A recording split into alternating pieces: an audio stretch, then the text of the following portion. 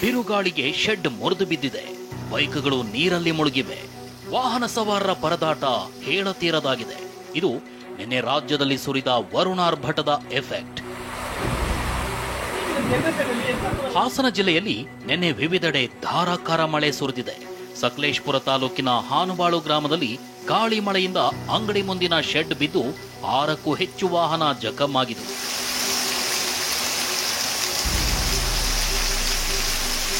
ಇಲ್ಲಿ ನೋಡಿ, ಇದು ಬಾಗಲಕೋಟೆ ಜಿಲ್ಲೆಯ ರಬಕವಿ ಬನಹಟ್ಟಿ ನಗರದ ದೃಶ್ಯ.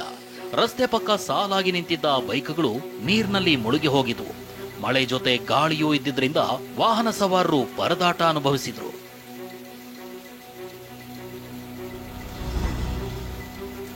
ದಕ್ಷಿಣ ಕನ್ನಡ ಜಿಲ್ಲೆಯ ಕಡಬ, ನೆಲ್ಯಾಡಿಯಲ್ಲಿ ಗಾಳಿ ಸಿಡಿಲು ಸಹಿತ ಮಳೆಯಾಯಿತು. ಗಾಳಿಗೆ ಕೋಡಿಂಬಾಳ ಮಡ್ಯಡ್ಕ ಬಳಿ ಮರ ಬಿದ್ದು ವಿದ್ಯುತ್ ಕಂಬಗಳಿಗೆ ಹಾನಿಯಾಗಿತ್ತು. ಉತ್ತರ ಕನ್ನಡ ಜಿಲ್ಲೆಯಾದ್ಯಂತ ಗುಡುಗು ಸಹಿತ ಧಾರಾಕಾರ ಮಳೆಯಾಗಿದೆ. ಶಿರಸಿ, ಸಿದ್ದಾಪುರ, ಭಟ್ಕಳ, ಹೊನ್ನಾವರ ತಾಲೂಕಿನಲ್ಲಿ ಮಳೆಯಾಗಿದ್ದು, ಭಟ್ಕಳ ತಾಲೂಕಿನಲ್ಲಿ ಮಳೆಯಿಂದ ವಿದ್ಯುತ್ ವ್ಯತ್ಯಯ ಉಂಟಾಗಿತ್ತು.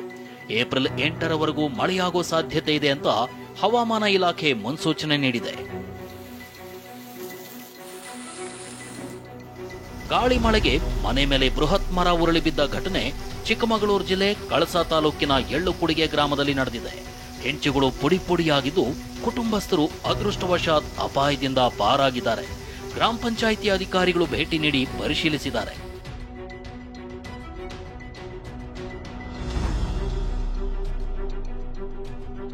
ಉಡುಪಿ ನಗರ, ಮಣಿಪಾಲ, ಕಾರ್ಕಳ, ಕಾಪು ಸೇರಿದಂತೆ ವಿವಿಧೆಡೆ ಮಳೆಯಾಗಿದೆ. ಇನ್ನು ಮಂಡ್ಯ, ಶಿವಮೊಗ್ಗ, ದಾವಣಗೆರೆಯಲ್ಲೂ ಮಳೆಯಾಗಿದೆ. ಬಿಸಿಲಿನ ತಾಪಕ್ಕೆ ಬಸವಳಿದಿದ್ದ ಜನ ಮಳೆಯಿಂದ ತಂಪಾದರು.